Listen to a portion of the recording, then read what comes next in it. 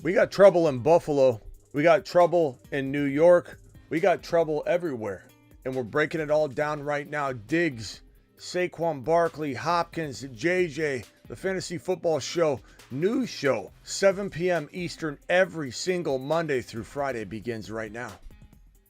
Live from the FantasyFootballShow.com studios. It's the Fantasy Football Show. Live! Monday through Friday, 7 p.m. Eastern. From the FantasyFootballShow.com news desk, here is your breaking news.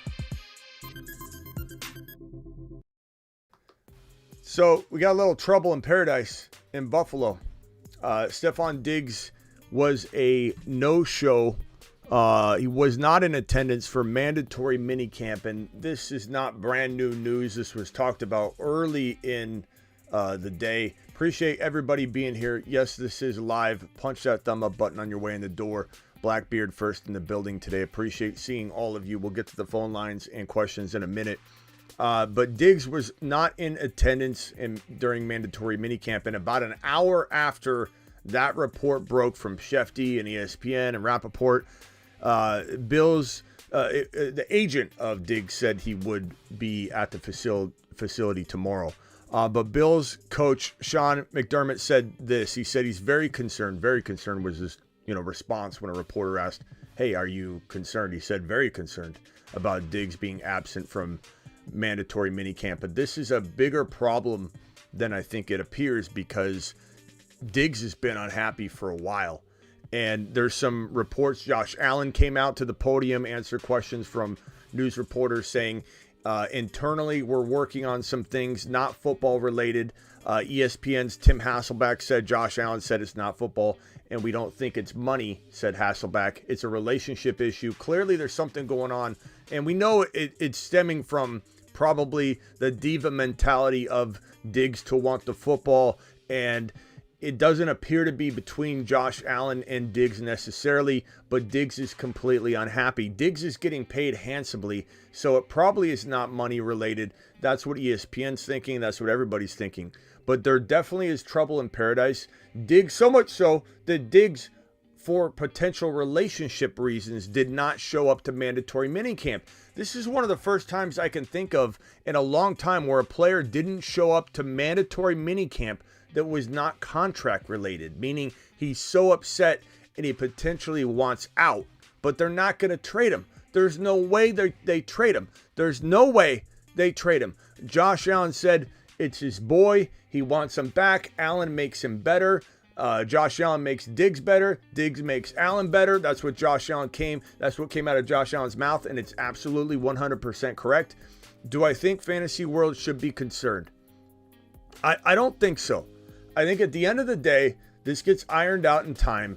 It does make you wonder how toxic the situation is in Buffalo, to the point where I've got a quarterback video coming out, and I didn't address this exact situation in the video, but some of my concerns about the volatility in Buffalo 100% coincide with what we're talking about here.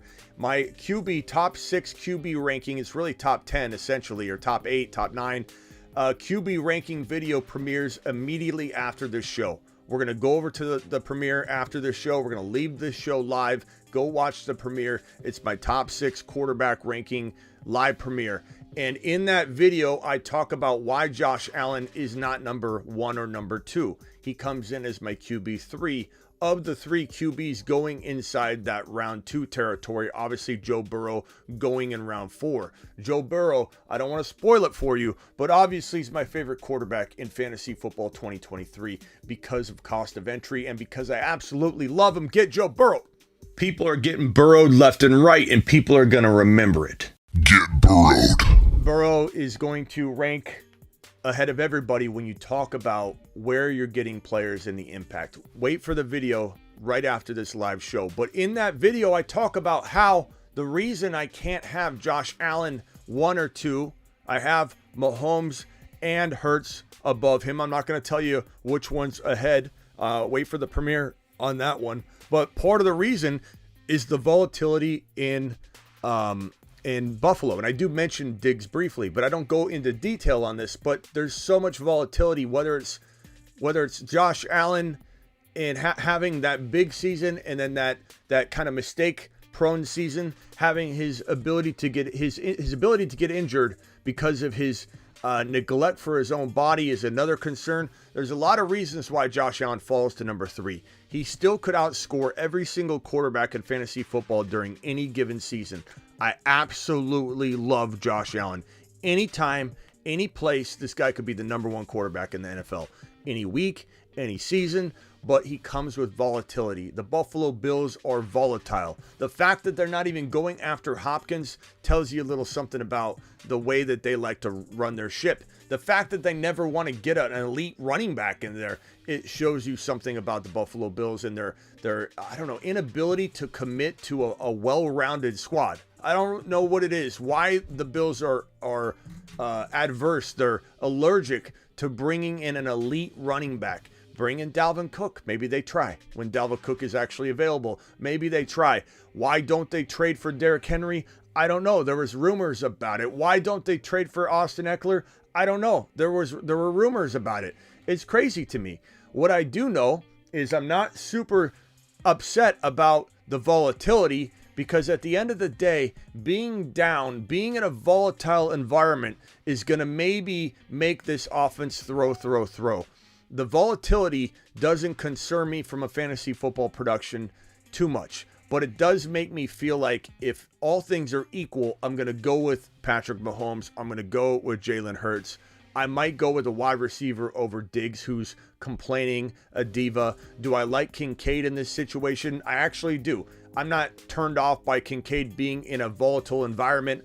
I just feel like there's going to be a lot of passing. There's going to be a lot of disappointment at times. Buffalo will play well. They'll do well. They could be any team on any given Sunday. They could be the conference champion without much effort. They really could, but they could also fall flat. It wouldn't surprise me. And there are a lot of people that doubt Josh Allen a little more than normal coming out of 2022, which shocks me a little bit, but I understand it at the same time. Bottom line is, I don't think you have to worry too much about the Josh Allen Diggs stack if, let's say, you own it in Dynasty or you've already drafted in Best Ball a ton.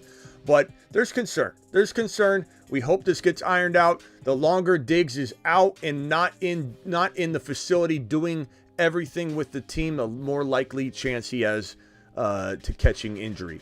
Injury is always going to creep into the picture when a player is sitting out or in some sort of holdout fashion or state. You're going to be more susceptible to injury. Why? It doesn't matter if you're working out. Like people sending me Saquon Barkley clips of him lifting. Smitty, he'll be fine. He's lifting. He's staying in shape. It's different. It's different to be out there on the football field cutting. You get behind. You get behind in everything, every facet of the game. If you're not out there when everybody else is out there making mistakes and getting the jitters out, getting that rhythm together. If Diggs is in an unhappy state, now he is going to return to the facility tomorrow, but they're not necessarily saying he's hitting the practice field. I don't know what his intention is going to be. I don't know what his agent means when Diggs' agent says he'll be at the facility tomorrow to discuss. They've had conversations. This is not like there's no communication between Diggs and the brass or Diggs and the coaching staff, but it doesn't sound like he's showing up to play football tomorrow. It sounds like he will show up at the facility, probably not to get fined and have conversations. But Diggs needs to be there. Diggs needs to man up, stop complaining and being a diva, and figure it out. Okay, figure it out. You're a big boy playing a big boy game, and there are relationships involved. And his feelings get in the way. He cries and complains on the sideline. It's not a very good look, to be honest with you. It's not a very good look at all. This is the Diggs news. There's not much to this yet. He's showing up tomorrow at the facility. That will be a step in the right direction. I will have more news on that tomorrow or maybe even tonight. Saquon Barkley is another topic. Yesterday, Saquon Barkley, we had this news where Barkley said that he said, "I'm not looking to set any contract records. I'm not demanding to be the highest paid player at my position. I understand the market. My goal is to just be compensated respectfully based on my my contributions to the team on the field and in the locker room. I've been in talks with the Giants throughout the offseason. If at some point there's a deal that is fair to both sides on the table, I will be ready to sign. This came out yesterday. And then this news right here from Ian Rappaport talking about this. Both sides do seem to want the same thing, said Rappaport. And it's not July yet, said Saquon Barkley, said Rappaport, quoting Saquon Barkley. There are several times where Barkley has said, it's not July yet. It's not July yet. It's not July yet. And Barkley's in a different situation because his technically his holdout is not a holdout. He's not under contract. So Saquon, in all intents and purposes, is not accruing fines. He's not in holdout mode. He is not under contract yet. He has not signed his franchise tag. So he's not going to accrue the fines. He's not technically holding out. He's holding out from signing his deal. He wants a long-term contract. Both sides have been in communication. I believe this thing gets worked out. I believe the Giants can't afford to have him sit out and sit this thing out until July 17, which is the amount of time that Saquon can actually push this thing out to. July 17, his franchise tag becomes his contract, whether he puts ink to paper or not. He doesn't have to sign his franchise tag, despite what some people think. On July 17, it becomes his contract, whether he likes it or not. If he starts to hold out then, fines will be accrued. Saquon Barkley and the Giants can no longer negotiate a contract. The moment July 17 hits, he will be locked into that $10 million franchise tag dollar amount for the entire season on a one-year deal. There's no going back. Hey, let's get a deal done. It has to happen before July 17, which is why he's pushing down the gas pedal right now and applying pressure to the Giants to get this done.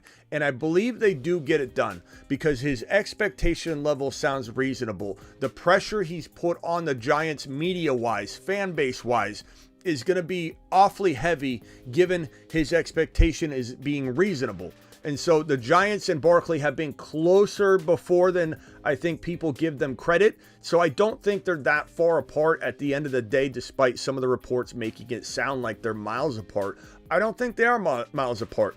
But the longer, like Diggs, the longer it takes to get him into the facility, playing football on the field with everybody else, jiving and meshing together, the higher likelihood, even if it's smaller, because he comes back in July and it's really only a month that he's sitting out and not doing anything with the team. Doesn't matter if he's working out on his own, but the longer it takes, if it takes him till July 17, he has a higher chance of injury than if he comes back 5 days from now. Every single day, call it a certain amount of percentage of injury risk gets added to his situation the longer he stays out. July 17 may not seem like a long time to some of you. Oh, he'll be back in time. It's fine. He'll be fine. I can't tell you the DMs of Worried Williams that saw my last video and said, Smitty, he'll be fine. Let me show you a picture of him working out. Do you think I don't pay attention to all of this?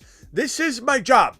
This is my job 24/7, not 8 hours a day. I live around the clock on call. I'm looking at it all. I know Saquon Barkley's working out. Working out's not the same as being on the field, cutting with your teammates, getting into the groove.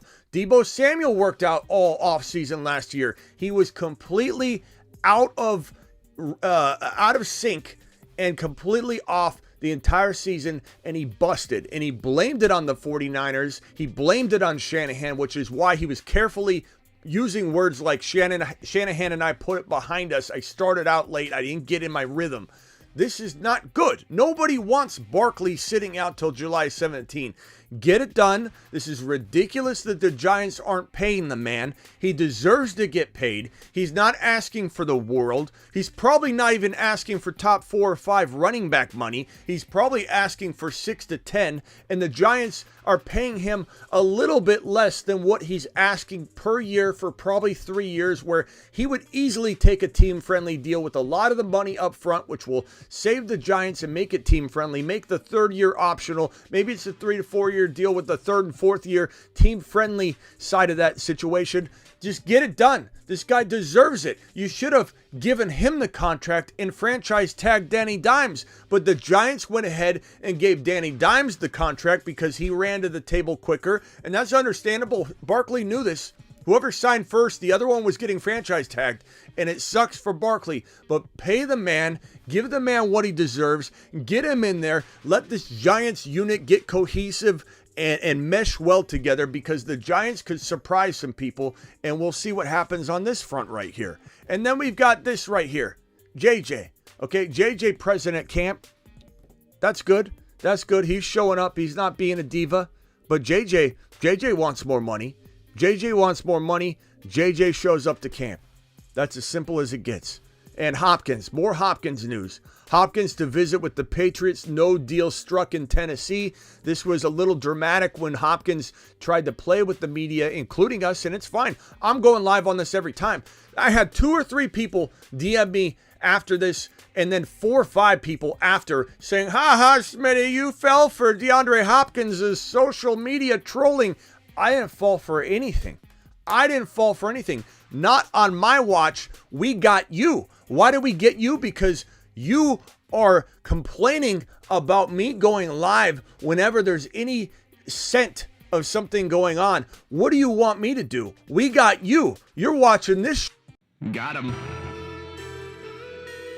I will go live every single time. Every single time I will go live whenever there's a scent or whiff of something that I think has enough momentum and has enough questions around, enough DMs saying, Smitty, are you going to go live on this? Smitty, you're going to go live on this. Hopkins posted this. Smitty, Hopkins posted this. Let me get that Hopkins piece back up. Hopkins posted this on his Instagram. It says, welcome to Nashville. Probably the limousine company, probably Tennessee trying to welcome him, lure him in. Who knows? It might not even be related, probably isn't related to the Tennessee Titans. But when the man in question himself posts on his IG, welcome to Nashville, with a photo of him doctored up in a Titans uniform, we are going live. If not to just shoot it down, we are going live. I'll do it again. It wasn't a mistake. It was glorious. We got to kick around amazing conversations and potential landing spots, and I will do it every single time. No, it's not clickbait. I put question marks in my title. I said, is DeAndre Hopkins trolling to Tennessee? And some of you negative Noahs out there, worried Caleb's, conservative Caleb's out there, just can't stand that somebody's out there going live whenever there's a hint of anything going on.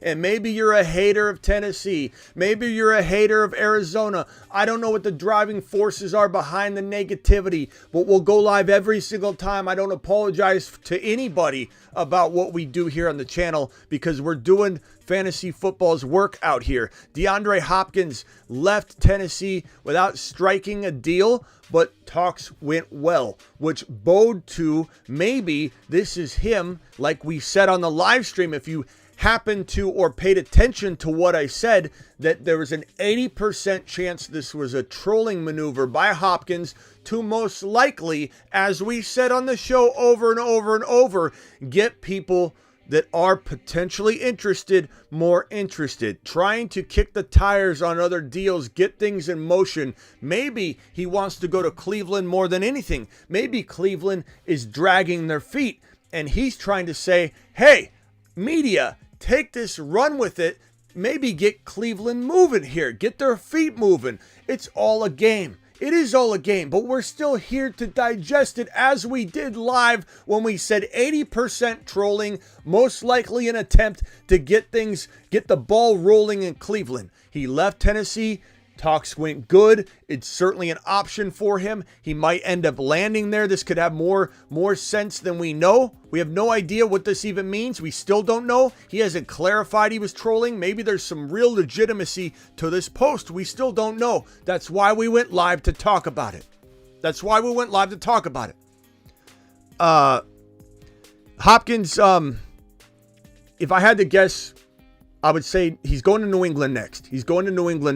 If I had to guess right now, I would say New England is number 1 on the likely landing spots. We had this yesterday. I left it up. This is my percentage prediction map, and I don't think anything's changed here. 40% New England, Cleveland, the bigger piece of the pie, Tennessee, and then other. Tennessee and other, this is encompassing all other options. These seem about equal to me. This seems like the second likeliest landing spot. This feels like a 40% inching closer to 50% likelihood landing spot. Bill Belichick loves this guy. Bill Belichick loves. Where's my, I keep going back to this. Bill Belichick loves DeAndre Hopkins. There's a real strong chance this gets done.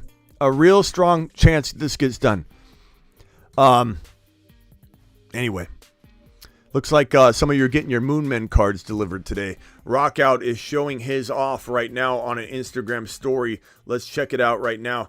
Rockout dropping his Moonman card for all to see. Look at this. Marsman card. Moonman cards have not been sent out yet because I'm still awaiting a few addresses and different things. Give me time on the Moonman cards. The Marsman cards have all been sent out. If you've got yours, you can let me know that you've got it. You can post a story post and tag me, and I'll reshare that if you tag me. Appreciate you all. Hopkins, JJ, Barkley, Diggs, we've covered it all. The breaking news for today. We've got a live premiere at the end of the show after we do all the phone calls, super chats, and answer every question you got. We're going straight into the live stream, the live premiere, top 6 quarterback rankings for 2023, which incorporate a lot of the Diggs conversation that we've been talking about, where this there's problems here. There's problems in Buffalo. I don't know that it spills over into affect fantasy football production, but it certainly can. It's concerning that Diggs is having this diva moment, and it's been kind of going on since the postseason last year. It's the same thing. Nothing's changed. Diggs has been unhappy for months and months and months. He's been wanting to be traded out of Buffalo, and we've seen this before with diva wide receivers that climb to heights that, I don't know. I'm not saying Diggs wasn't a prospect that people liked, but Diggs did kind of, like Antonio Brown, rise up in almost an unpredictable way for a lot of people. Diggs was not really supposed to be this elite wide receiver to a lot of people anyway. And he climbed up and became this kind of like, I proved myself. I became who I am. Adams, the same thing. Davante Adams was a good wide receiver, but nobody really knew how good he was going to become. There's some sort of arrested development of a wide receiver where Adams, Antonio Brown, Stefon Diggs, they kind of get stepped on. Big chip on their shoulder. They rise up above and become an elite wide receiver. And what does that do? It makes them ungrateful, and it makes them think they can stand on their own without their elite quarterback that helped get them where they were going. Adams felt like Aaron Rodgers was almost a thorn in his side because people would say you only became this because of Aaron Rodgers. And let me give you some news, a news flash, Adams.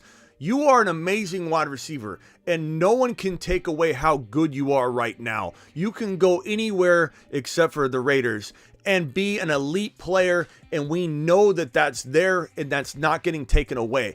But if you think you would have become the exact player, the exact talent level you became without Aaron Rodgers' help, you're out of your mind. If Antonio Brown thinks he would have climbed to the levels he got to without Big Ben spoon feeding him and turning him into the player he became, he's out of his mind. And if Diggs thinks he would have vaulted to these levels that he's at without Josh Allen, he's out of his mind. These quarterbacks had more of a reason to make these guys into the players they were. I'm not saying Diggs didn't become semi on the map, looked like he could be a number 1 wide receiver when he was in Minnesota heading over to Buffalo, but no one really knew how high he could climb, and Josh Allen made him. And as much as people want to fight on this, Aaron Rodgers is very responsible for what Davante Adams turned out to be. It seems like these wide receivers that go from not rags, but semi-rags or middle ground territory to riches have this, they're not appreciative of their quarterbacks, and they want to branch out and get away. Once they do, guess what happens? Antonio Brown gets away from Big Ben. regrets it. Devontae Adams, despite having statistical success with Derek Carr, went away from Aaron Rodgers. He regrets it. Diggs wants out away from Josh Allen, even if he's more against the franchise and the brass more so than Allen, although he's been yelling at Allen. He was screaming and yelling at Allen on the sidelines. He's clearly mad at everybody. He will regret leaving. Mark my words, if for some reason this guy weasels his way out of Buffalo by complaining and being a problem child, which I don't think will happen at the end of the day, he will regret it. He will not be the same wide receiver if he gets out of Buffalo and goes somewhere that's not at least equal or better. And there are very few spots that would be even close to equal to Buffalo, to this situation for Stefon Diggs. It would be a grave mistake for this man to want out of Buffalo. It's ridiculous. It doesn't show appreciation for what you have and how you got there.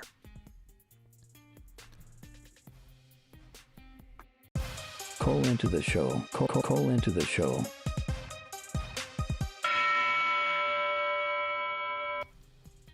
Dial in, guys. This QB video is dropping in T-minus 2 hours. In 2 hours, we are going live on YouTube, live premiere, my top 6 quarterback video.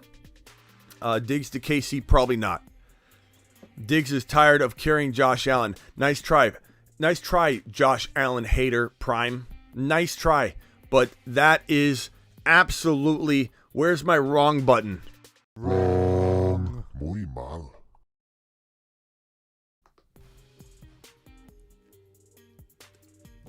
Mayfield to Diggs for 6. Yeah, let's hope not.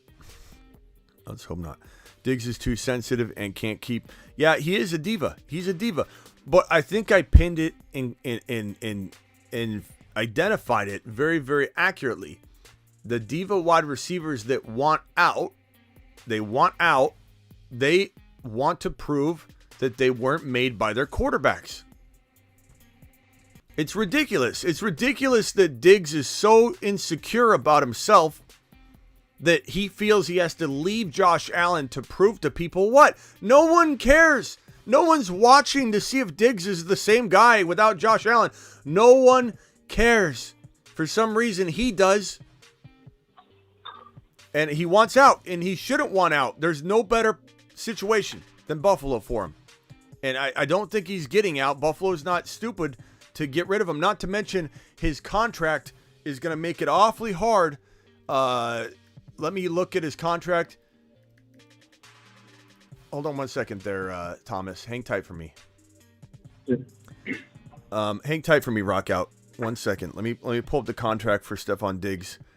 His dead cap money in 2023 is $24 million. There's no way the Buffalo Bills are getting rid of Stefon Diggs. It's pipe dream city. It's pipe dream season.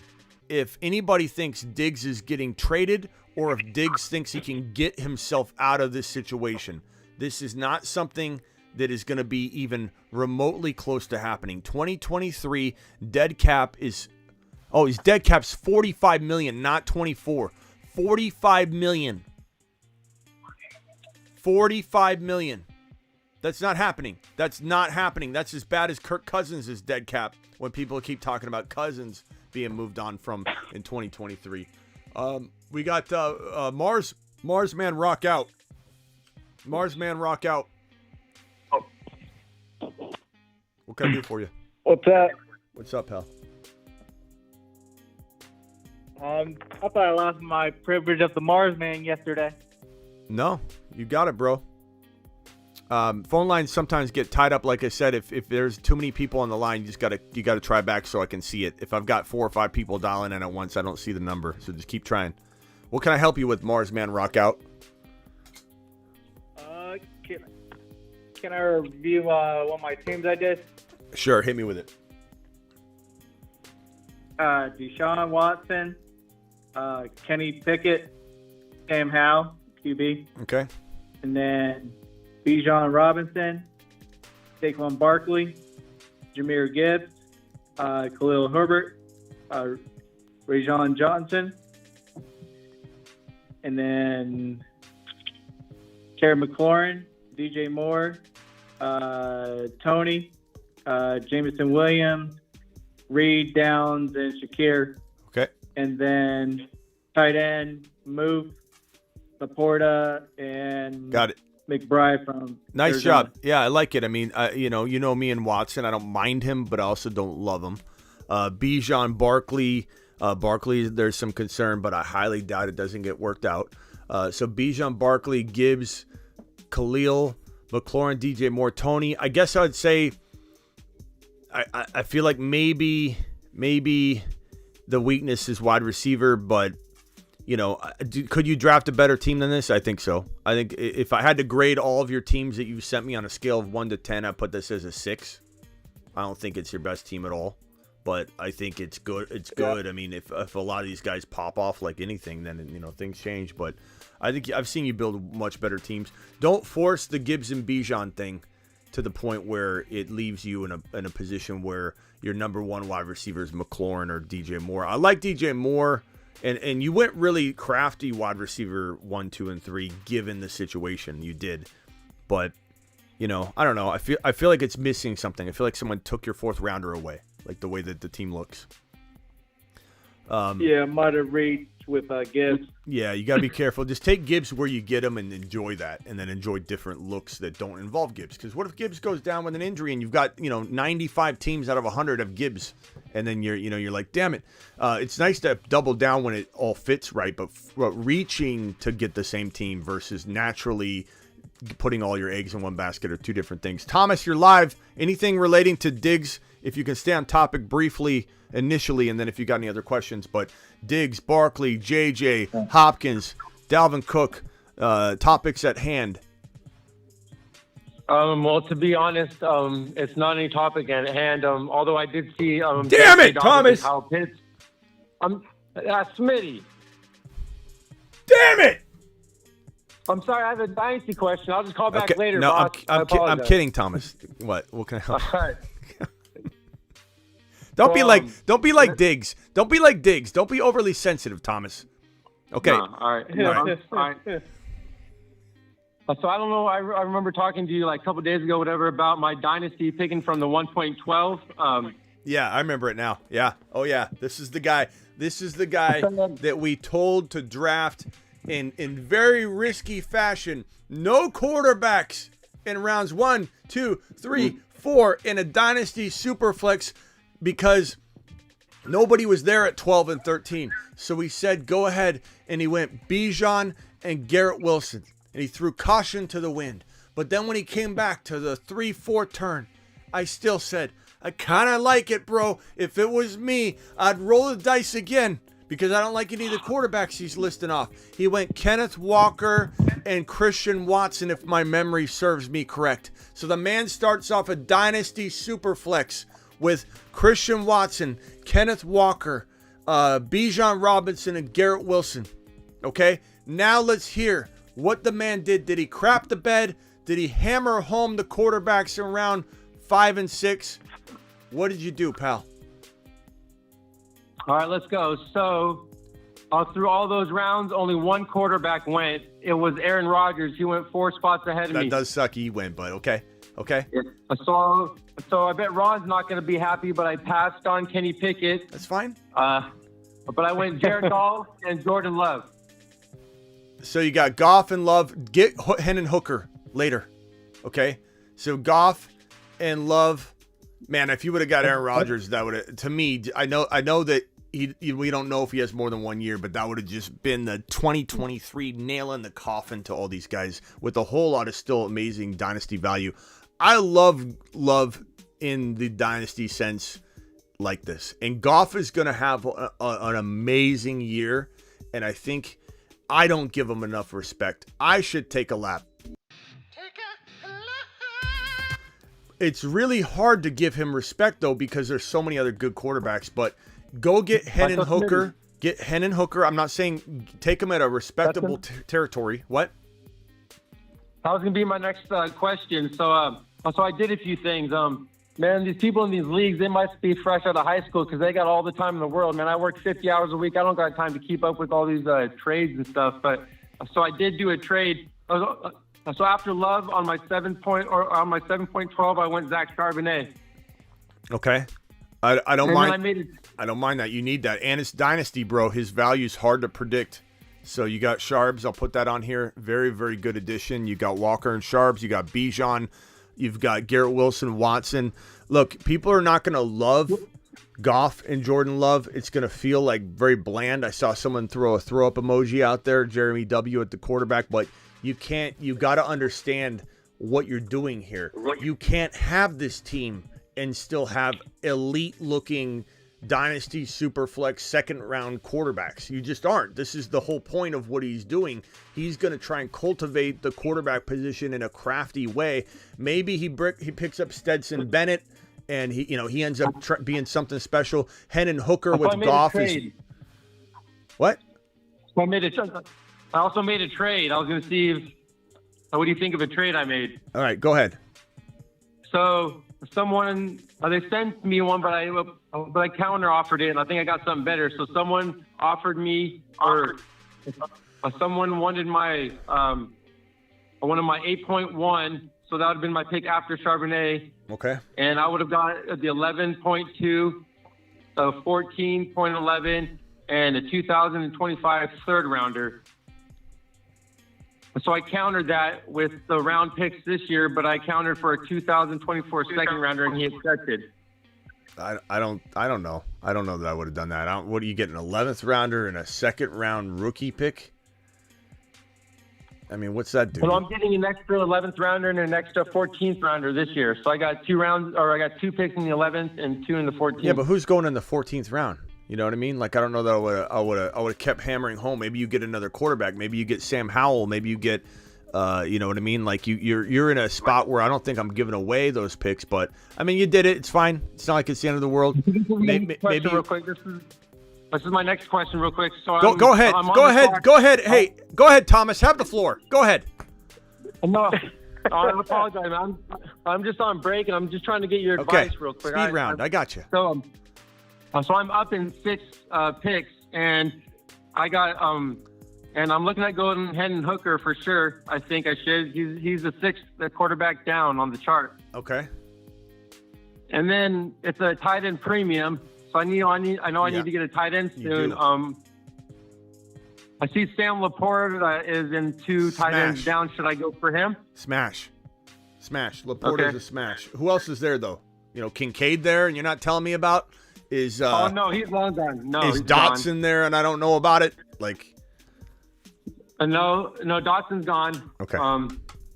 So we got some tight ends. We got Laporta, Ingram, we got Schultz, we got Komet, we got Okonkwo, we got Shoemaker, Musgrove. Ingram's really good. But I love Laporta. I love the future value. I like, this is not a best ball, so you don't need to stack Goff and Laporta. It gets you no extra value in a regular redraft. It's not best ball, but I do like it. I mean, you did good, bro. You did good.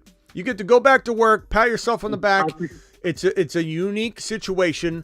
I don't advise everybody do this in every single league, but you took a gamble. You didn't get Aaron Rodgers. Aaron Rodgers would have looked so beautiful on this line right here.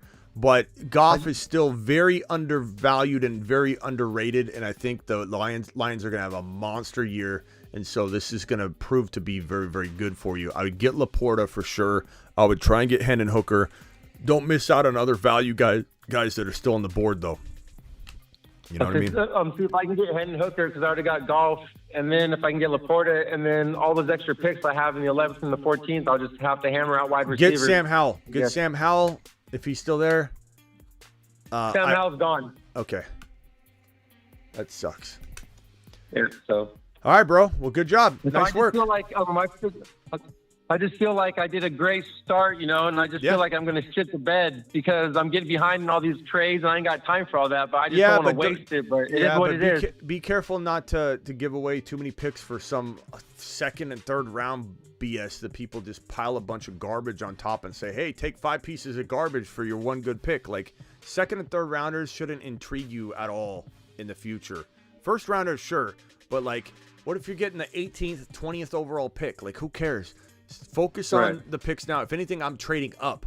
I'm trading up to try and scoop up the Dotson before Dotson goes, the Kincaid before he goes, and this tight end premium. But tight end premium, you got to go get Laporta, bro.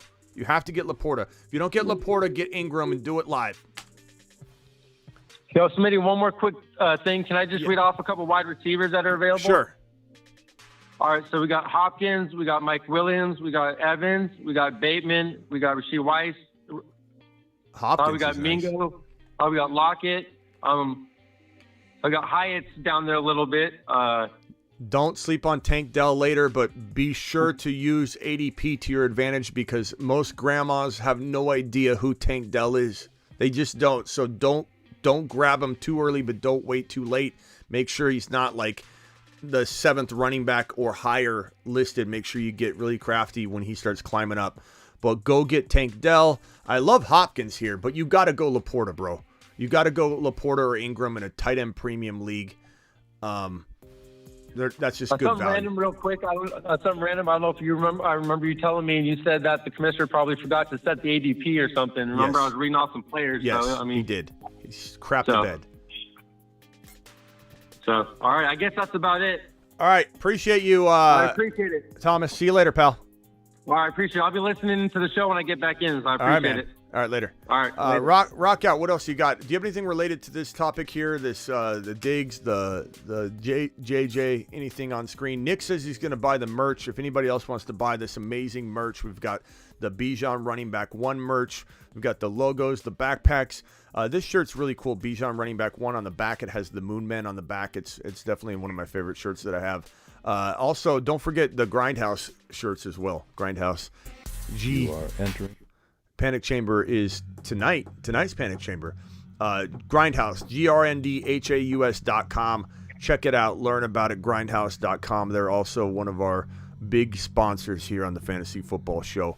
But if you're going to get my merch, pal, I appreciate you. All you got to do to get my merch is on mobile or desktop. Right next to this join button and the membership button right below it, you'll see store. And that's on mobile and on desktop. Next to memberships, you will see the store button. All you got to do on my YouTube channel is click store if you want any of that merch. Rock out, what can I do for you, pal? Anything related to this right now? Let's stay on topic if we can, and then if you got any follow-ups on anything. Diggs. I think since he left Minnesota, he been like way better than he was, and if he goes somewhere else, it's just not gonna be the same with Diggs. They aren't appreciative. These wide receivers are not appreciative of their quarterbacks and their situation. They're so cocky and arrogant about how they became who they became. Adams is the same way. Tyreek Hill has done well without Patrick Mahomes, but it's the same way. These wide receivers, and every one of them wasn't like the elite guy coming out of his class. Everybody expected him to be the best receiver in football. Every one of these diva guys, almost every one of them, it comes from a sort of almost like rags to riches rise, and then they just feel like they've got such a chip on their shoulder. They never knock it off the shoulder. And Diggs is going to have a rude awakening if he goes to a mediocre situation where he thinks he's going to take his new team to a Super Bowl when he's got the most ideal situation he could possibly have. And it's crazy that these guys have these diva mentalities. And it's always a wide receiver. It's always a wide receiver. It's just the nature. Yeah, where's he going to go? KC's not trading for him. If they wanted a wide receiver, they'd go after Hopkins, who's dirt cheap right now. KC's not going. I saw that comment a couple times. KC's not going after him. Nope. Philly's not going after him. Cincy's not going after him. Where is he going to go? Good. Where is he going to go? Dallas? He's not going to be great in Dallas like he'd be in Buffalo. It's crowded over there, and it's Dak Prescott. Mediocre situation. There's no way. Adam, you're live. Hey, what's up, Smitty? I was just gonna say if he finds a way to get out of Buffalo, one is insane. But if he does, I would put my money on that Shakir would be the dude that people would be like cramming to get, because I've always said I think Shakir is really good since he came into the league last year. I feel like they didn't play him enough. I think if they start giving him the actual playing time, I think people will realize he's really good. Yeah, but bro, he's not a number one wide receiver, and there's no way they don't. They're not doing. If they traded Diggs, they would sign DeAndre Hopkins immediately. So Shakir would still be in the same boat. But I agree, he's pretty good, and he's intriguing even now. Like, he's intriguing even now to get, but like intriguing. I wouldn't say he's going to be anything amazing or a wide receiver one or anything like that. They're not getting rid of Diggs, though. Let me make that abundantly clear for everybody watching, because Diggs has a $45 million dead cap. They're not getting rid of Diggs. That makes him almost impossible to get rid of. This $45 million dead cap is insane. And there's very few players that have that. His contract will not. It's not structured that when you create a contract like this, your anticipation when you're giving somebody the amount of money that Diggs got is that, okay, we love him so much, we know we're not getting rid of him for a handful of years, so let's make it very uncomfortable on that side of the equation if we ever were to make it a little easier to get out of this situation 3 or 4 years from now. And so there's Diggs is not getting traded. There's just not a scenario where that even remotely makes sense. Nick, the hats are coming soon. I took down the hats that we had because I wanted to have a certain quality to them, and I'm getting Grindhouse to make my hats. They're going to be phenomenal. So the hats are coming, Nick. Yeah, Adam, but good player to toss out. Shakir's decent. Kincaid's going to have, a massive season regardless, but I think Shakir will do well. But I don't know that there's any. I mean, we can kick around the idea of if Diggs left, what would happen. But the bottom line is he's not going anywhere, so it's almost like wasted breath. But yeah, Josh Allen, knows that he's going to be back, and everyone knows he's going to be back. He's going to show up to the facility tomorrow. I think this all gets ironed out pretty quickly. I don't think it all gets I think it gets brushed under the rug. I don't think that whatever's going on is not going to be solved in one day. He clearly has a beef with the organization, with the coaching staff, probably a little bit with Josh Allen, even though Josh Allen doesn't insinuate that it has anything to do with him. But he was screaming and yelling at Josh Allen on the sidelines. He's been screaming and yelling at everybody. He's a diva.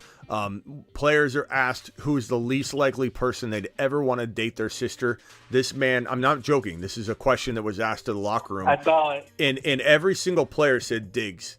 Diggs. Oh, hell no. Diggs. I would never want Diggs to date my sister. And that, people might laugh at that and say, what does that have to do with anything, Smitty? He's just a tough personality. He's a tough personality to deal with, and maybe he's an amazing player on the field, and maybe he's kind of a fun player, a teammate to have in some ways. That one friend that's a little crazy, you still want to hang out with him, but you would never want him to date your sister. That says something about your character a little bit when everybody in the entire locker room's like, Diggs, oh, hell no, I don't want that guy's a dog. I don't want him dating my sister. It kind of tells you a little bit about the man's character, and he's a difficult person. He's a difficult person, and he's egotistical. He thinks he's better than everybody else, and he thinks he got there on his own, and he thinks he made Josh Allen more than Josh Allen made him. I guarantee you that in his heart, he believes he made Josh Allen, and he's going to have a rude awakening if this guy goes somewhere. Rude awakening. But he's not going anywhere. Must cat. Salty, you're live. Damn. I don't think I got anything. Honestly, it was just on my way home from work. Figured I'd call in, and I honestly get better audio out of the phone call when I'm on my way home. Yeah. What do you think about? Honestly, just hanging out, listening. What do you think about Diggs' situation? Let's assume he's not going anywhere because, again, the odds are extremely, extremely unlikely given the dead cap hit and the contract and everything. There's just no way. So what does this do for you in terms of Diggs' ranking? Are you like, I don't care, tough personality to deal with. He's still going to get his targets. Like, I could understand that. I'm not a big fan, honestly. I'm not going to lie. I was never huge on the Diggs train, even though he's a great player, man. no one can knock him for that. But I don't know. He's not one of those guys that really caught my eye, like always being that guy. I don't know. And I just think that the drama around him might start to catch up with him a little bit. I think that it may affect his playing, and especially if this goes on any farther than the next, if it goes a week, that animosity is gonna add up. It'll still be in the back of his mind, even when it's air quotes resolved, in my opinion. Yeah. But I'm not touching him. I like other guys at the same ADP. So I'm taking Garrett Wilson. Yeah. I think it definitely, like, when push comes to shove and you're talking about Garrett Wilson or one of those types of wide receivers that are right there. There's not a lot of wiggle room to where you knock Diggs down 4 spots. It's more like, okay, right around where his ADP is, are you more comfortable with Garrett Wilson? Yes, I am. Right around his ADP, I'm just taking someone else. Are you a borderline Bijan Robinson truther? You're not quite as high on Bijan like we are, but now you're like, I'll take Bijan over Diggs now at number 7 if he fell to me. Like, that's where I think people. I was taking Bijan over right. Diggs. No, always. I'm saying for people that aren't like us, like, those are the kind of decisions that I think you should be toying with, right? No one should be like, oh, I'm taking this guy out of my top 12, 13, 14 overall. But the bigger thing that I guess I'm going toward is that the animosity, the complex relationships and situation are kind of going to linger into the overall production of the offense and the success of the offense, which could trigger more third and fourth quarter passing. So it could be one of those things where at the end of the day, it doesn't actually do anything negative. It does something positive, but it also could make this team just not jive as well. Maybe Josh Allen doesn't have the best year he could have, and at the end of the day, he's not completing as many passes. There's more 3 and outs. There's more likelihood for injury because they're trying to work their way back into a game and throwing a pass they normally wouldn't throw. Then there's interceptions. Like, there's definitely a part of this that makes me say, hey, you know what? I think maybe Josh Allen is absolutely my number 3 ranked quarterback, not my 1 or 2. It's Mahomes and Jalen Hurts now above him. I think those are the kind of decisions everybody's needing to make right now. No one should be making some crazy, Diggs is not a top 15 overall player type of decision, but it certainly will cascade down in ways that I think you can calculate and say, maybe that guides me here. I'm going Jalen Hurts for sure now. Maybe that guides me here. I kind of think Kincaid's going to be useful later because this Diva right here is just creating problems, and who knows what happens with his situation. Maybe he holds out longer, gets hurt because of it, and Kincaid's a big person that we're leaning on. So those are the things that are running through my mind. Make no mistake about it. I'm not sitting here at all saying to myself that this is a situation where I'm out on Diggs entirely. He's a total bust. Not going there. But I think there's stuff to consider at least and calculate. No, I think it's more on the verge of going south than going good. I once it's put out there, like I said, it's going to stick in the back of people's minds. Whether they, air quotes, get past it, resolve it or not, I don't know. I think that it could, like you said, the entire team may not jive as well. And I think that right now we're in the position they're at. I think they really need to have everyone on the exact same page. If they want this win, they want this Super Bowl, then, they better all be on the same page. Yeah, and I think I still think they're very capable of winning a Super Bowl in the next 5-6 years. I talk about that in my video tonight. Like, I firmly believe Buffalo, and honestly, I didn't include much of this Diggs situation, just a little bit of it. But even as this is unraveled a little more and more, as I already recorded the video and was editing it, Diggs is this situation is making it to where it's very much the case where Buffalo's going to be in it 1 year. Honk him! What's he doing? Honk at him! Buffalo's in a situation where 1 year they're going to collapse. He got cut off there. 1 year they're going to collapse. The next year they're going to dominate. The next 2 years they collapse. That's just Buffalo. Kansas City's going to be steady Eddie. The Eagles will be steady Eddie. The Bengals, Bengals are kind of like skeleton crew. If they get injuries, they may not be there, but not because they're flopping or Joe Burrow's flopping, but it's like the depth in KC and Philly overall talent level feels much like beefier, where I feel like Cincinnati, if everything goes perfect, they could win it all. So you got like these 4 different players, and the Buffalo Bills can collapse, do well, collapse. Cincinnati stays healthy, they dominate and they'll be right up there. Casey and the Eagles, consistent every single year. They're always in it. Those are the 4 big dogs, that I feel we're gonna see over and over and over. And I think Chicago's in the mix now. Detroit's making a name for themselves. The Jets are gonna be one of those teams, but I just think this makes Buffalo volatile. And who knows what Diggs is doing 1 year from now. This year, he's not going anywhere. He's not going anywhere. His dead cap is crazy high at $45 million. But in 2024, it's still crazy, $31 million. As you can see in his contract, on contracts, they put this potential out, which is the reasonable place where a team can get out. The out for the Buffalo Bills is 2025. That means 2 more years in Buffalo. His dead cap in 2025 is still $22.2 million, which is way more acceptable than 45 and 31. But that's a level where the Bills are kind of in a position where, okay, if things were bad, they could cut bait and cut him before June 1 and get that hit in that one single year, or they could spread it out across 2 years if they make him a June 1 cap cut or release. So just not likelihood at this $45 million dead cap that he's going anywhere. If anybody expects him to be traded, he's not going to Kansas City. I hate to tell you, Diggs is staying in Buffalo.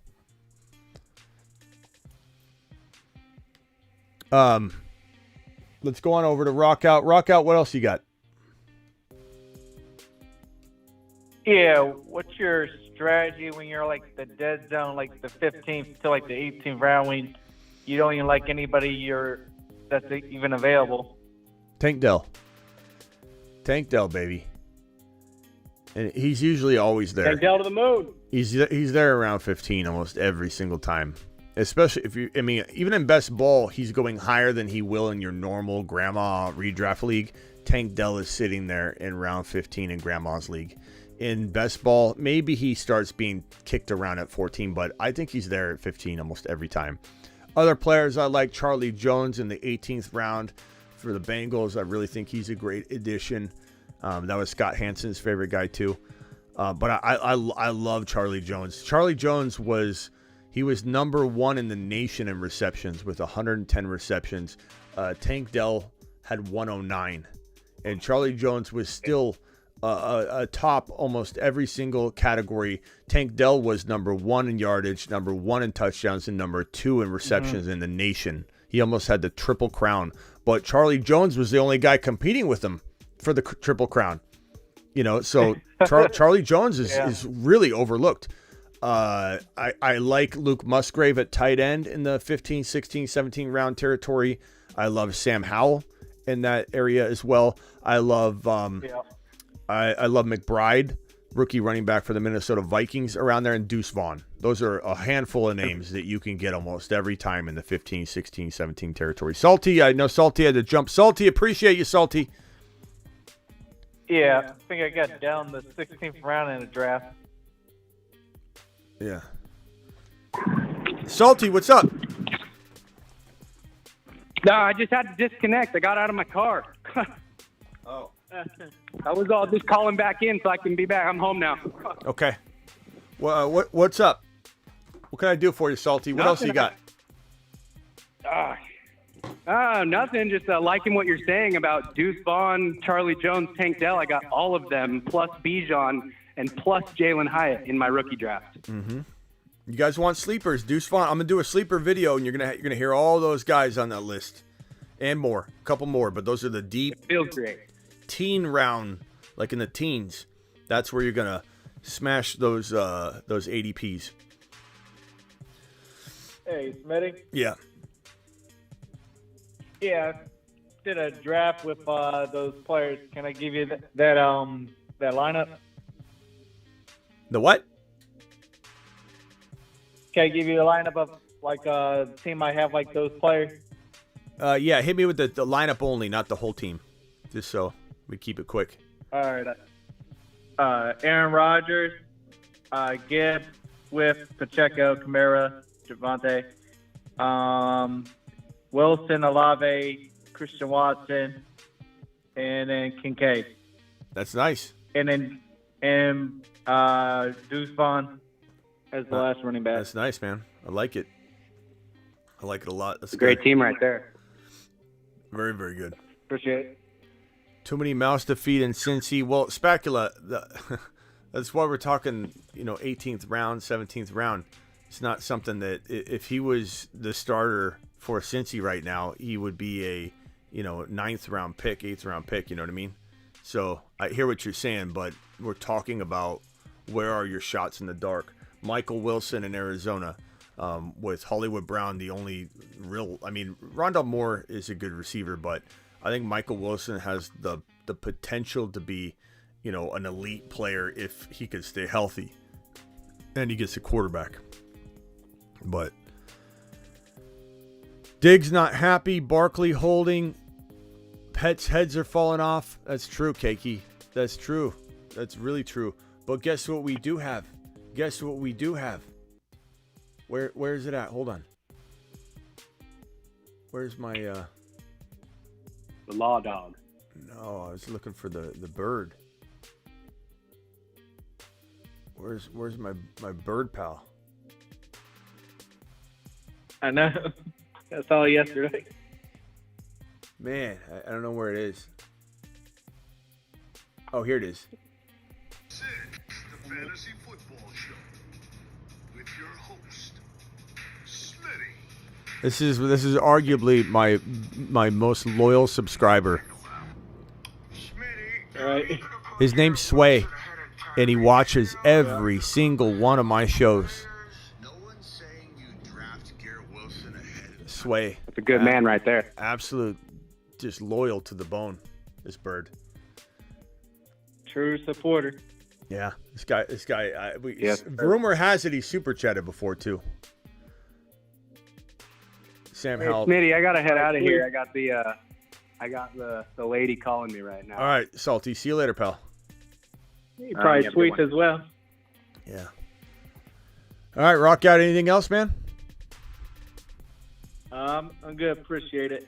Yep.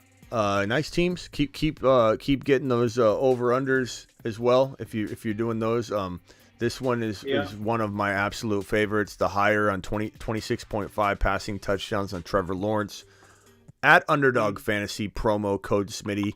Link is in the description of every video, and I'm going to drop the link right now, and we can pin that bad boy. But yes, you can too.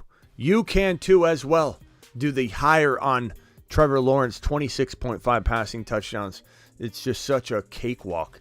And then this one right here, Jalen Hurts, 22.5 passing touchdowns. I love that one. Of course, there's a few more like walk in the park type calls here. This one, let's see here. Where is it at? Is it this one? Receiving yards, 850 for Christian Watson, which is just unbelievable. This one right here, already highlighted the Trevor Lawrence. Anthony Richardson, I don't know if I go near that one. That's why I didn't highlight it. Let me see if there's any others that I can put up real quickly. I mean, I've dragged so many on. Yeah, McCaffrey 6.5 touchdowns is pretty crazy. That's an easy one. Even if you worry about him getting hurt, like 6.5 rushing touchdowns for McCaffrey. London 850 receiving yards. Dotson 800 or 850 receiving yards. Garrett Wilson like 1135 or 1125 receiving yards. I still think he'll crush that. Bijan 850. What is it? Bijan's 1035 rushing, I think. Breece Hall 850 rushing yards. I mean, touchdown for Hall though. The touchdowns are good too. I mean, both of them. For Breece Hall, how could you let me find that. Breece Hall, how could you not love both of these overs? Burrow 33.5 passing touchdowns. That feels like a smash. I hate to say under on Tua, but 3,800 yards for Tua. I don't know that I don't know if I would want to bet on that, to be honest. I'd feel like dirty about that. I'm rooting for him to not get hurt. I don't want to have something on the line. But like he's not going to play. He's not going to drop 3,800 yards. But yeah, I can't bet on that. That feels wrong. Yeah, don't think that. Yeah, karma on that one. I'm rooting for him, man. I hope I'm wrong. I hope I'm dead wrong about Tua Tagovailoa. Bijan 8.5 rushing touchdowns and 1075 rushing yards is incredible. McCaffrey 850 rushing yards. I feel like he'll beat that as well. Khalil Herbert 600 rushing yards. I feel like he'll beat that pretty easily. I'm surprised they've got some of these numbers so high for some players. You know. Grizzly sent me another video, Grimes, about his bird. Oh, nice. Let's go check it out. You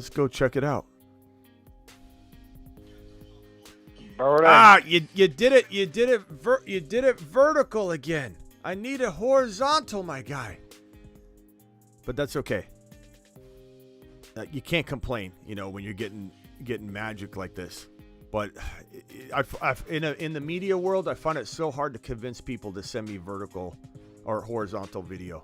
They just no one can think like that in the moment. They just everything is because I can't play on YouTube. That's great for Instagram, but on YouTube it's gonna have the bars. We can't see it as good. That's okay. I'm happy enough to get it. Let's see what he did. Let me drag it in here. Hold on. This is the Fantasy Football Show with your host, Smitty. Hold on, I gotta wait for it to come rolling through. I sent it to myself. It's gonna take a minute. Slime, appreciate you, my man. Disagree on the Hertz line. Of course you would, Jake. Disagree on the Hertz line. 22.5. All right. Jake, enjoy the show. Isaac dropping a $5 holler. What if this is an Allen Iverson practice moment and folks misread? Could be dealing with a personal loss, injury, sickness. No, it's not. Bro, it's much more. It's bigger than that. 585 caller, you're live on the Fantasy Football Show. Hey, Smitty. JCIM here. JCIM, my man. What's up, pal? Hey, I thought I'd call in, see if you still wanted to talk about the Diggs topic. I'm actually in Buffalo, so I have to hear about everything Buffalo Bills 24/7, and didn't hear you guys talk about the Josh Allen controversy at the end of last year about him and Brittany splitting up, so on and so forth, and how that's really affected the franchise and affected not only the playoffs, but going into this year as well. I was wondering if you wanted to talk about that quickly. Yeah, I mean, I don't know. I mean, everybody has things going on in their life. I'm not sure I'm too worried about Josh Allen. Did they end up getting back together, or is that all is he still? So I actually had friends on the force who showed up to the call to the house. Gotcha. So it was the night before the Bengals game. And Brittany went nuclear when she found out that Josh had actually, and the part about being pregnant is still unsure. It's not been confirmed at all. But when he cheated on her with a bartender in the Buffalo area, she went completely crazy. The police had to come to the property. They actually escorted Josh off of the property, and around 5 a.m. Shipped him off to a hotel, and he was not allowed to come back home. And then he immediately had to go to Orchard Park and play the Bengals game. So she's which you could just okay, yeah. Which is crazy. He's been with his wife since they were like in high school. Like they've been together forever. So there's a deep relationship there. I mean, oh yeah, tough to say. Like that's it's crazy that wasn't in the public eye that much. Actually, come to think of it.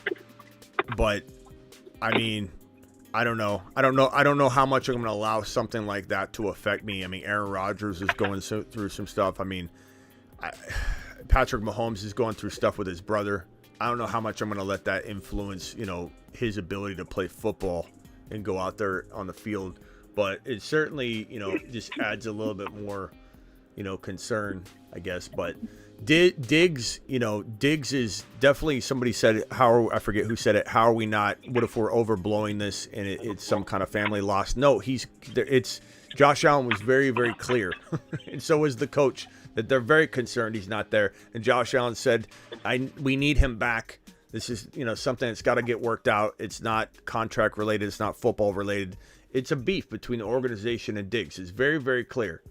Could Diggs be going through something additional? And he tells the team, hey, I'm going through a loss right now. And they go, oh, we didn't know. Sure. That could be possible. We don't know.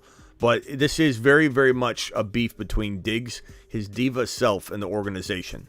That's for sure. Hey, JCIM, hold on one second. I got to play this video real quick.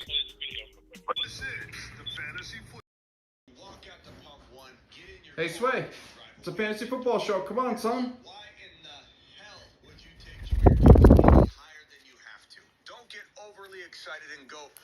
Want a little snack? Come on, let's watch Uncle Smitty. I love it. Uncle Smitty. Sway's checking out the show. Oh, man. I look, Slime, I'm sorry I'm getting greedy myself and being like, if that was only a horizontal video, it's still beautiful. It's still a beautiful thing. But the bars kill it. The bars kill it, but it's still very, very great. I love it. I appreciate it, Sway. Sway and his father. My biggest fan. Okay, JCIM, what else did you want to add? What's going through your mind? Like, are you concerned about Josh Allen because of the off the field situation, or are you kind of like, I don't know?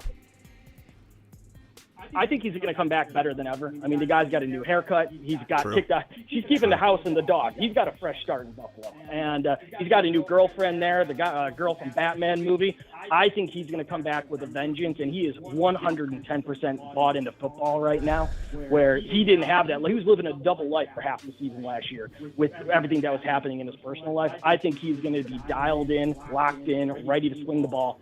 I think we're going to see a different Josh Allen going into the season. For Diggs, I think he's got a problem with Dorsey. I mean, obviously it's a step down from Daboll. He's incredible, even just what he's doing with the Giants right now. But I think if they can get their offense right, they can give Diggs the production he's really looking for. They can get that connection between him and Josh back. I think they're going to be an unstoppable duo, and they're going to really shoot for the moon this year more than anything. Sounds like no offense, sounds like a Buffalo Bill homer. Oh, it's got to be. Come on, man. It's local. You always got to believe in them. I mean, bro, the way you told that story, I was all in. I'm like, this is going to be a big year. I'm excited. I mean, your passion's there. I think I think that Diggs is creating some problems, and that's for sure. I don't know about Josh Allen's off the field situation. I think what people need to understand is we don't even know the nature of that relationship. They could have been very unhappy together, and now Josh Allen's actually happy with his personal life or something. Sometimes when you're with someone from the beginning of high school, you're the odds of you making it through your growing experiences, your adult life, becoming a different person. You both become a different person. And if you've been together since high school, the odds of you staying together, even if you aren't famous people in the spotlight, are very, very against you. And bravo to anybody that's pulled it off. I'm not trying to be a pessimistic person, but like, we don't know if Josh Allen's actually happier now. Maybe he was miserable and there was no love left or whatever. So like, who are we to judge whether he's in a bad state or not? So I agree that that part may not affect him, but Diggs, however, is a problem right now. And hopefully he doesn't create this uncomfortable, situation during the season when you're trying to win games and win the division. And Josh Allen is just such a good quarterback. He needs Diggs though. He needs Diggs. I don't think you guys have a shot at winning a Super Bowl without Diggs, but I believe you do with him. I do believe the Bills will win a Super Bowl in one of the next 5-6 years. I really, really do. You guys have Josh Allen's that good. If Diggs stays on the roster, but if Diggs is gone, you got to replace him. If you don't replace him, you can't do what Mahomes is doing, in my opinion. And plus Mahomes is Kelsey, so it's not like he doesn't have an elite wide receiver. If you take Diggs off of the Buffalo Bill roster, Kincaid's not anywhere near. We can't even talk about Kincaid being a top 1 to 5 tight end yet from that context. Like, he's got a Kelsey. Maybe he becomes a Kelsey for sure. But until you have that player on the roster. You can't expect Josh Allen to do what Josh Allen can do with Diggs on the roster. Diggs needs to get this worked out. But the good thing for you is the dead cap hit is so bad for Diggs, he's not going anywhere for 2 years. 2025, wouldn't be shocked if you parted ways with Diggs. But he's not going anywhere for at least this year, probably next year, due to the dead cap hit. And if he's going to have his little tantrum, which he obviously is, this is the time to do it. True. It's not personally hurting anyone. True. He's making his statement. He's getting back into headlines. He's got the microphone in his hand. Mm-hmm. He's going to have the conversation he wants to have. Hopefully they can just work through it like adults, like professionals. And if he shows up to camp tomorrow, we don't hear about this 10 days from now, which is what I'm banking on more than anything. I 100% agree. Without him, we're in rebuild mode, essentially. Yeah. We don't have anybody if we don't have both of them together. And I agree with that take. That's actually a good take that people can look at and say, okay, this is probably the best time to have this situation go on. And as long as he gets in there quick, obviously he's showing up to the facility tomorrow to avoid fines and such. Like, he's coming to the property and the facility. His agent's making it abundantly clear, hey, we're coming in. And so he might not come into play because he's still got to iron out this beef. But, I mean, he needs to show up to mandatory minicamp. That's why it's called mandatory. And fines are handed down and issued. And I don't know if we haven't heard whether he's being issued a fine, but he should, to the letter of the law, be fined for not showing up. But we'll see what happens. We will see what happens. Yeah, Josh Allen, that's crazy about his longtime, girl that he'd been with since high school. And it's weird when you look at Josh Allen's Instagram. It's like not that long ago he was like this 18-year-old kid that looked like he was, barely able to drive. Like, it's so funny if you look at his Instagram and you just start scrolling through. Like, as soon as you get to college, you're like, whoa, dude looks like he's barely able to drive. And that's not that long ago, right? And then you keep scrolling, all of a sudden you see this kid growing up. It's like, it makes you feel really old when you realize how long ago Josh Allen was tiny. He's a little kid not too long ago. But yeah, you see photos of him and his girl all through high school, and it's a shame. It's sad. Yeah, man. And she's keeping the house. She's keeping the dog. He's not allowed to go over there. She's all around Buffalo, going out, doing her different things. She's made public appearances all the time. It's going to show his mental toughness this year if he's going to let that affect him. I mean, for talking about other people that it's affected, obviously Aaron Rodgers, as you brought up, Tom Brady, it got to be too much. Obviously, age played a role, and everything else going into that situation. He had to choose his family at a certain point, because I think there's a certain percentage of the elite, that 1% who can work 80, 90, 100 hours a week and keep grinding and keep pushing. I do that. At a certain point, you have to sacrifice. I was going to say, Smitty, you're usually in that 1%. But somehow you have a work-life balance. If I had a bird like Slime has, I wouldn't be letting anybody take him. You could take the house, you could take the dog, but you can't take Sway. This is the Fantasy Football Show. Walk out to pump one, get in your Hey, Sway, it's a fantasy football show. Come on, son. Why in the hell would you take your higher than you have to? Don't get overly excited and go. Sure. All right, hey, JCIM, I got you in the phone system, so when you call, I'll see you. Dial in anytime. Appreciate you dialing in. Thanks for all you do, pal. Absolutely. Thanks, man. All right, go Bills. All right, rock out. I'll see you later, buddy. All right, see ya. Later.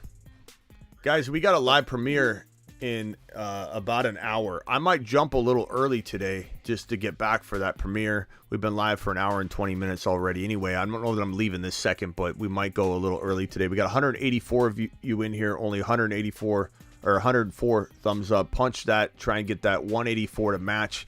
If anybody has a phone call, anybody has another question, a concern, a topic related to Diggs, Barkley, Hopkins would be preferred, or not, dial in. The show is here. And while I wait for a caller, let's play that one more time. This is my biggest fan right here. Hey, Sway, it's a fantasy football show. Come on, son. Look at this guy. Don't get overly excited and go. Want a little snack? Come on, let's watch Uncle Smitty. Sway doesn't miss a show. The words coming Understand the words coming out of my Sway knows. No words coming out of my mouth.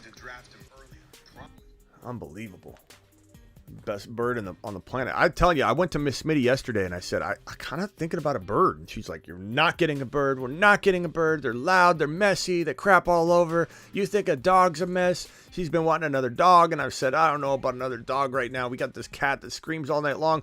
I don't think we need a dog. And here I am saying, I mean, I've seen this guy Sway and he looks pretty cool. He's a rad bird. And I could see a bird sitting on my shoulder while we go live. I could see it. Just a dude sitting there chilling. That guy looks so chill. I love Sway. Sway to the moon. To the moon. Sway to the moon. I don't know. You know what would be weird? Hey, Slime. You got to go horizontal with the video, please. Not the one Sway's watching. He watches it correctly. Sway watches it horizontal. Okay? But the vertical stuff with the bars on the side, that kills it. But can we get a video of Sway watching himself on the show? Because if Sway watches himself on the show, he's going to lose his mind. You know, it's like all of a sudden I'm talking and all of a sudden I show Sway and I'm talking about Sway. Or I could tell Sway, come here, Sway. Come here, Sway. Sway, come here. That would be cool. Man, this bird is awesome. Dial into the show. Call into the show. Call into the show. Final calls. Sorry, the phone line wasn't up. Final calls, and then I'm out of here. If anybody wants to dial in real quickly, I'm going to keep it quick. I'm going to rotate you through. We're not doing a panel of phone calls or anything like that. If you got a question, come in, ask, and I'll drop you off. Come in, ask, and I'll drop you off. It's all good. Jared, what did Jared say? Isaac said Josh Allen wins every game except the important ones. Yeah, but he's still got a lot of time. He's still got a lot of time. Get the bird. I'm trying to get the bird. Sway. Look, I need a Sway in my life. I think Sway sitting on my shoulder in here in the studio, that would be really, really amazing to have a little dude. Little dude just sitting in here. I thought about getting, look, Miss Smitty wants another dog. And we don't want another big dog. I don't want a dog that sheds. She's narrowed it down for me. There's several dogs that have, I think the potential to make the list. There's the little Pomeranian dude that could sit like right here at the top. He'd be like, like that big. I've thought about that. I don't know. We'll kick it around. Terry Roberts, Moon Man. What's up, Terry? Hey, what's up, Smitty? Hey, I got my card today and the little note you wrote. Thank you, pal. Appreciate it. Got his Mars Man card today. All right, Terry. Appreciate that. Yes, sir. Yes, sir. I'll be taking pictures. They'll be on my IG. Attaboy. Tag me and I'll tag you back. Yes, sir. This Diggs drama, man, he just got to get over this. Otherwise, like you said, they're not going to just trade him, He ain't going anywhere. He ain't going anywhere. Let's see. Frank the Tank says, so FF doesn't respect real football. I have fat dudes in my league who talk smack, but don't take any talk about don't talk any players what out of hand. I don't know what he's saying. Frank the Tank's. I don't know what he's saying. Yeah, I just blocked one of his comments. Birds are loud at night. Caution if you enjoy sleeping in. Okay, that might do me in. Is Sway loud? Slime, is Sway loud? He just was cussing. Oh, you talking about Frank the Tank? Frank, be good. Yeah. Don't make Terry Roberts is a moderator. Don't make him get crazy. Okay, don't get him get crazy. All right, hey, about out of here. Do you have a final thought or any question you want to throw at me, Terry, before I jump here soon? No, I'm just a little worried about Diggs, even though he's not going to be going anywhere. I mean, what does this do for his fantasy value? Because, he is already known not to be happy. So usually when players aren't happy, their fantasy value tends to go downhill a little bit. Yeah, I hear you, man. Yep, I hear you. Justin Herbert finishes top 4 fantasy QB-wise, says Grant. Grant dropping a $2 hauler. Thank you, Grant, for dropping that. Appreciate that. And then we had that other super chat from Who was it? Other super chat from Isaac. Thank you, Isaac, for dropping that. And then Maddie from LA. Maddie from LA. What's up, Maddie? Yo, Schmitty, I know you're getting out of here pretty quick. I just had a quick question regarding a couple rookie running backs. And by the way, Stefon Diggs is just making noise, dude. He's a diva. Personally, it's all going to get sorted out. I don't see him going anywhere, like you said. And they're just, like you said, just like a Devontae Adams situation when he left Green Bay, if you want my personal opinion. But we know that. We all pretty much know that he's not going anywhere, but he's still, I don't know that it's getting sorted out. He's still a very difficult person.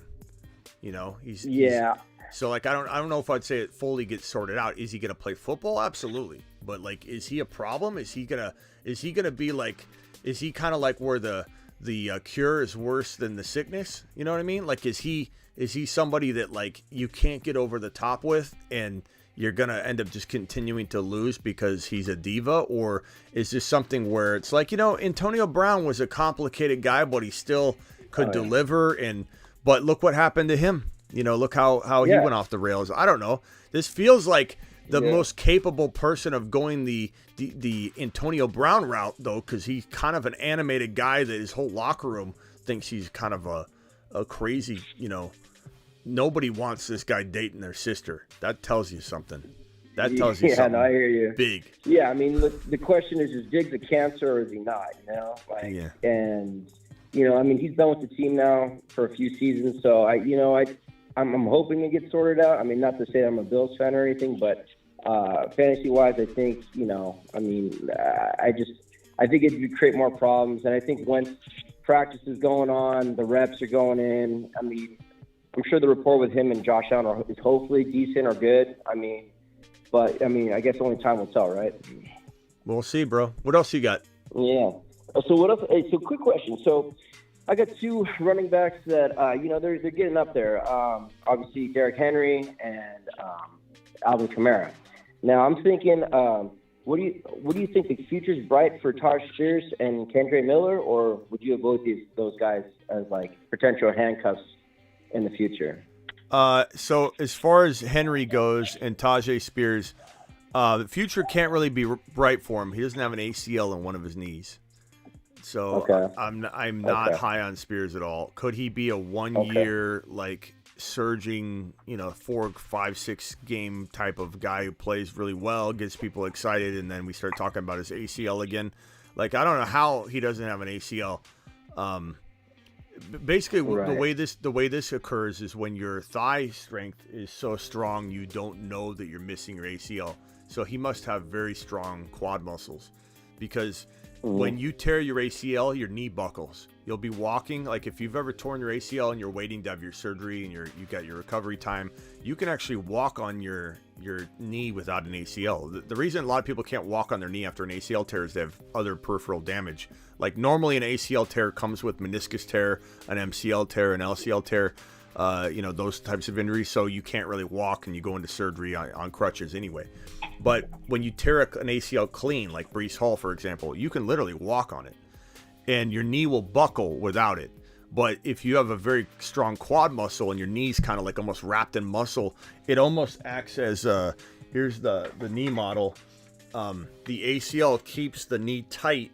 And so when you don't have it, the ACL and PCL on the back of the knee, you can see it, but they're in the middle of the knee in an actual knee. Just the model shows you it on the back. You can see them. The PCL and LCL, or the PCL and ACL, keep the knee from like falling off the shelf on either side. So here's the side angle of the knee. If you took the ACL and PCL out of your knee would fall off this way and fall off this way, thus putting the LCL and the MCL and the patellar and all those ligaments and the meniscus at risk every time you're cutting or doing anything active at all, or even walking.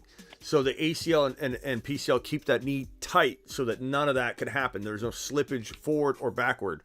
So without an ACL, for his knee not to slide, at all in the other direction is crazy to me. And it puts him at a high risk of injury, though, because if impact hits that knee, his other ligaments are vulnerable because the knee's actually not tight. It's the muscle holding it together.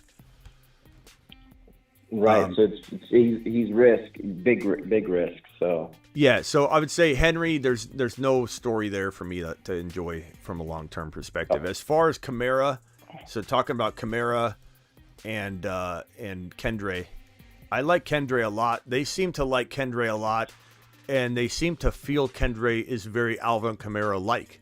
And so I think there's a real shot that they use him. And I know Jamal Williams is there, and people are going to say he gets all the work because of what he did in Detroit. But what he did in Detroit was a very weird circumstance of a lot of touchdowns, a lot of goal line work that won't be necessarily there for him in New Orleans. Not to mention Kendre could take those too. But I believe they believe that Kendre is very, very much at least in the driver's seat to become the heir apparent to Kamara. I don't think Kamara gets unseated unless he gets injured. But they'll definitely use both of them.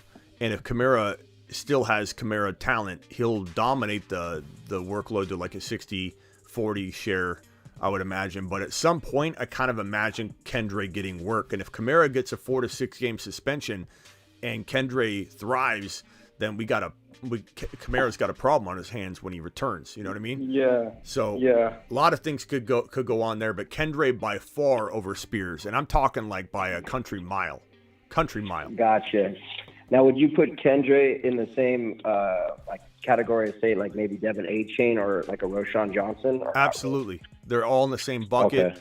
I think like a Deuce Vaughn's in a bucket below those guys, but could dance in that territory. Like I think Deuce Vaughn you take a lot later, but he could be somebody that ends up being, very, very useful. But he doesn't have like the opening Roshan might have. Khalil Herbert, I think, is the guy.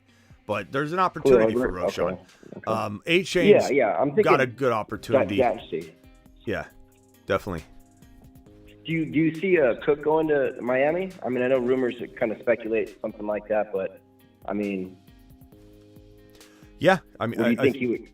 I think by Miami Mike McDaniel's reaction when they asked him about it, and he's like, my birthday is 1983, which means that the calculation of the gigawatt divided by the flux capacitor, he's stealing content from my show to answer his question. But he was talking gibberish. It didn't make sense. It wasn't even funny. Even when he realized his joke wasn't funny, he kept going on about it. But he was clearly defensive about like giving any information about Dalvin Cook being a potential desire. I know he's also trying to say, look, I can't talk about it. I haven't talked about it. I'm not going to trip myself up right now. I'm sure he's treaded very carefully.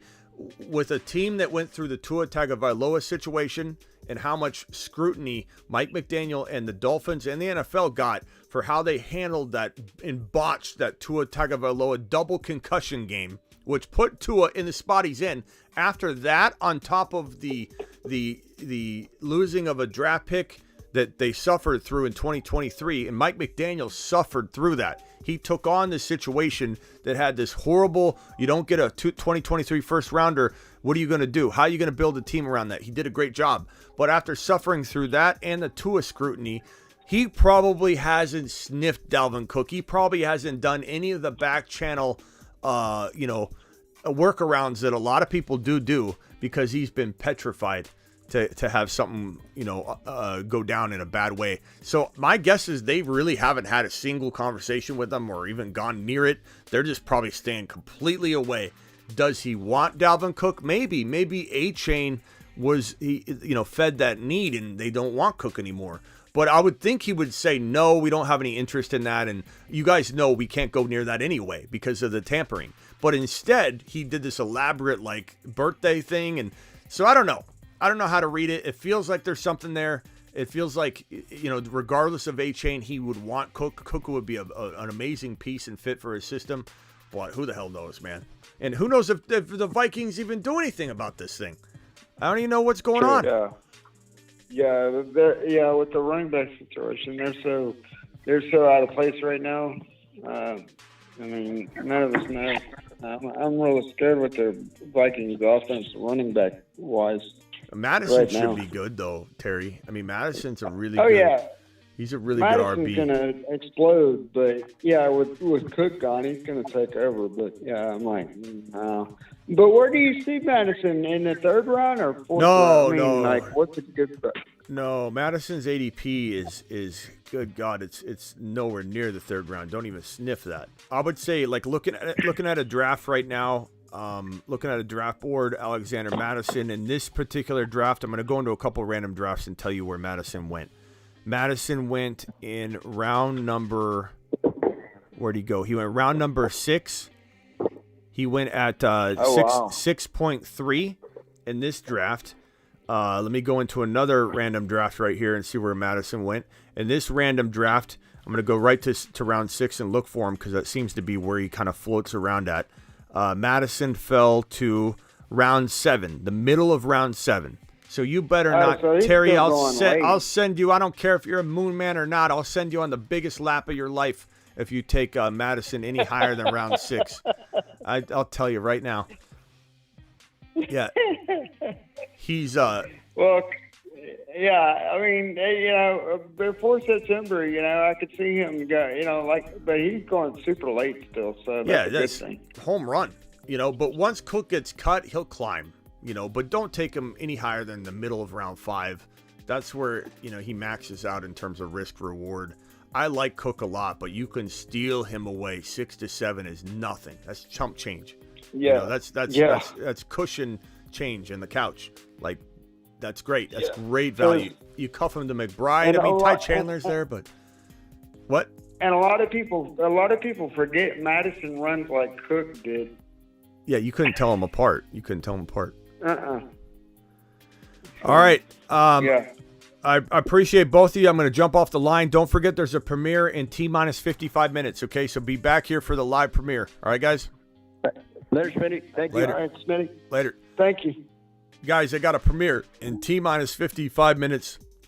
I expect all 160 of you back here. Hit that like button on your way out the door. Thank you for the super chats. Isaac, appreciate you with your super chat earlier. Appreciate you, Isaac. Isaac's still here. Grant, thank you for your super chat. Super chats are always appreciated, never expected. They help keep the lights on. So do the YouTube exclusive memberships. I'll see you all. Tonight we draft. I'm live Monday through Friday. Every single Monday through Friday, I'm live at 7 p.m. I'm live whenever news breaks.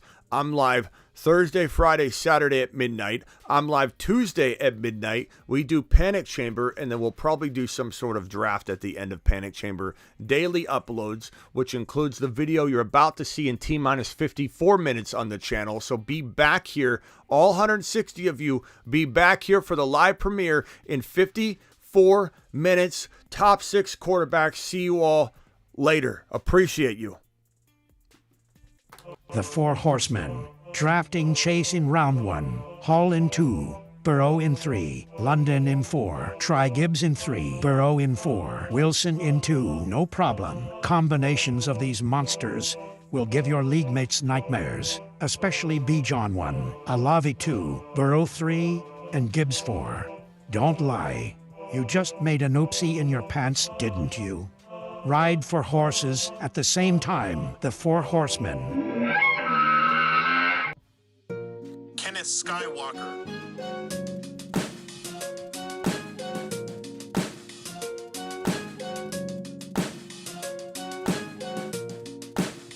Kenneth Lightsaber Swinging Skywalker. Got him. Appreciate you all. Thank you. Isaac says get J.K. Dobbins. I don't disagree. I like J.K. Thomas, appreciate you. Garling, appreciate you. Blackbeard in the house, appreciate you, Blackbeard. Yeah, there's some JT news as well, but we may talk about him potentially in the Panic Chamber tonight. See you all later.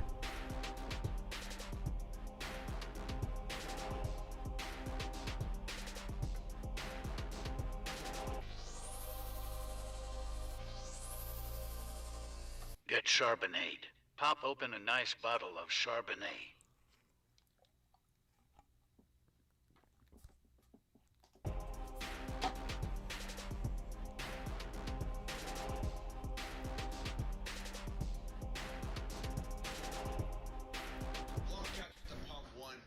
Hey, Sway, it's a fantasy football show. Come on, son.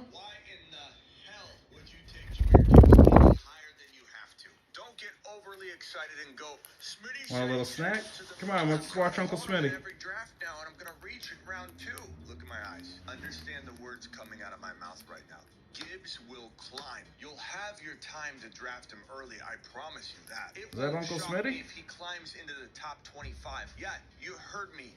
A second-round pick. It would not shock me if on August 20 he's getting drafted at 18 overall in the second round. Oh, Smitty, that's just stupid. We've heard that before.